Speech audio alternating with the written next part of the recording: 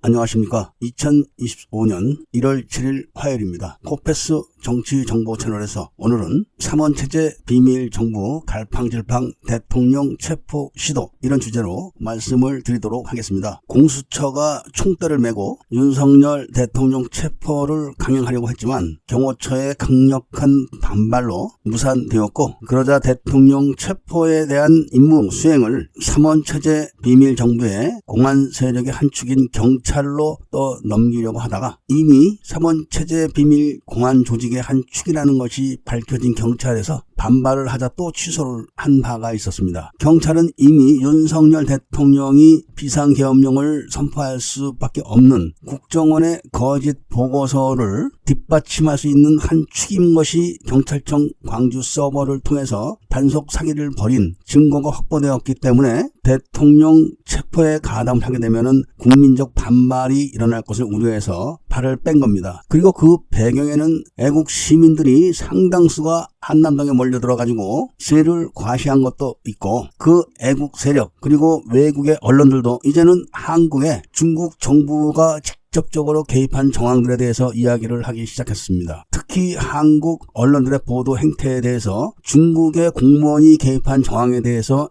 외신들은 이야기를 하고 있고, 이런 한국 대통령의 체포 시도가 한미 관계에 영향을 줄 수 있다, 이렇게 지금 보도를 하기 시작한 걸 보면은 앞으로 삼원체제 비밀 정부의 50만 공안 세력들은 곧 정체가 전 세계에 밝혀질 겁니다. 이미 한국에도 많은 애국 시민들이 중국이 직접적으로 개입하고 있다, 이 정도는 감으로 알고 있습니다. 그런데 김대중이가 이종찬과 함께 김홍일과 함께 최인수를 중국에서 안기부로 납치해서 고문했던 사건, 이 사건에 대해서는 일체 언급을 하지 않거나 알려고 하지도 않습니다. 바로 이 사건이 당시 민간 첩보대가 직접 공작을 했던 그런 사건이기 때문에 본 유튜버가 아주 잘 알고 있고, 그런 공작에서 한 사건을 직접 진두지휘까지 했던 실제적인 작전 참가자고, 김대중을 제거하기 위한 작전까지 참여했던 경험자이기 때문에 직접 눈으로 보고 귀로 듣고 발로 뛴 그런 경험을 집필한 김대중과 청주회 국정원장들의 대남 적화 공작이라는 책을 읽어보시면 그 안에 자세하게 다 나와 있고, 중국이 어떻게 해서 한국의 국정원의 정치 정보 주권을 뺏어가고, 어떻게 해서 지금 민주당의 민주연구원이 만들어졌고, 국정원의 국가경영전략연구원이 설립됐고,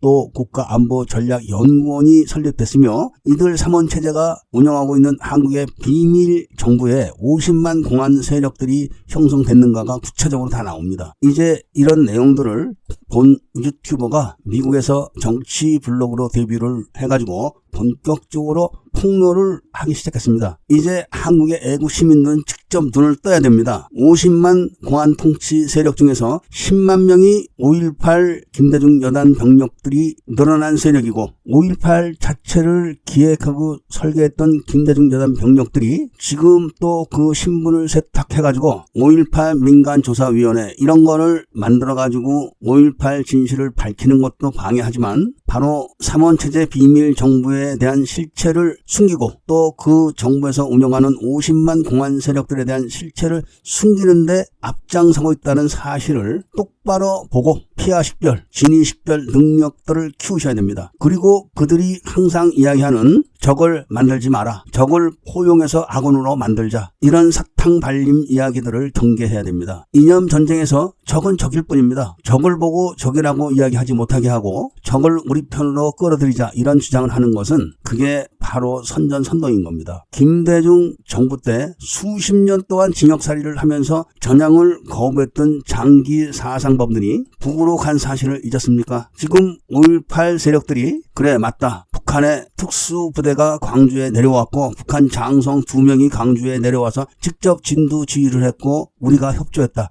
이런 시위를 합니까? 지금도 악착같이 민주화다, 이런 이야기를 하고 있으면서 5.18 진실을 다 밝혀낸 본 유튜브에게는 북한군 존재를 인정해 줄 테니까 민주화를 인정해달라, 이런 요구를 해대고 공개 토론을 하자, 이런 압박을 가하면서 그렇지 않으면 손을 보겠다, 이런 협박을 계속하고 있는 겁니다. 거기에 20만 10만 조선족 공안 세력, 10만 중국인 공안 세력, 10만 북한 직파 공안 세력들이 대한민국 정부 요직을 다 차지하고 직접 통치를 하는 현실을 똑바로 보시고 제발 폐하식별 능력과 진위식별 능력을 키우셔가지고 청청모의 이야기에 귀를 기울여 주시기를 부탁드리면서 이번 대통령의 비상계엄 선포의 근원이 됐던 국정원 보고서의 허위 내용을 밝히는 그런 일을 하고 있는 청청모 활동에 귀를 다시 한번 더 기울여 달라는 말씀을 부탁드리면서 오늘 이야기를 마치고자 합니다. 윤석열 대통령이 비상계엄을 선포하게 했던 국정원의 선관위 서버 보안 점검 보고서는